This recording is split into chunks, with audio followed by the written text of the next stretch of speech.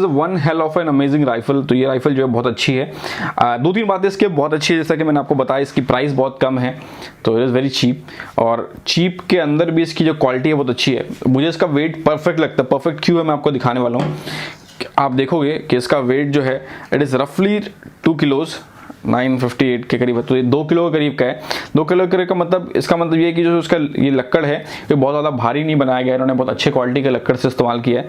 जो अच्छे क्वालिटी का लक्कड़ होता है वो बहुत ज़्यादा भारी नहीं होता है, एंड ये फुल मेटल का है। सामने से भी आप देख सकते हो ये, एंड ये साइट है इसका, एंड ये फ्रंट साइट है।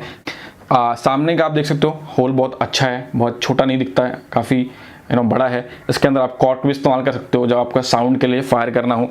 और एक अच्छी बात इस राइफल की है इसका जो है कॉकिंग मैकेनिज्म, ये इतना स्मूथ है गाइस कि आप बड़े आराम से इसको कॉक कर सकते हो, जो कि इसकी बहुत अच्छी बात है, एंड जो इसको बहुत प्यारा बनाता है।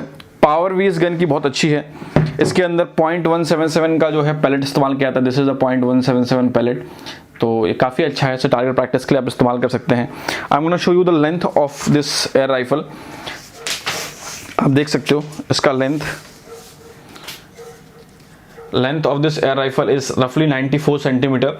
तो 94 सेंटीमीटर है, 2 किलो का करीब का इसका वेट है। ये काफ़ी पावरफुल है फायरिंग में। ये कोक के कैन वगैरह, बियर बॉटल्स को आराम से तोड़ देती है। तो I hope you like this air rifle, and if you want to order it you can order it on website.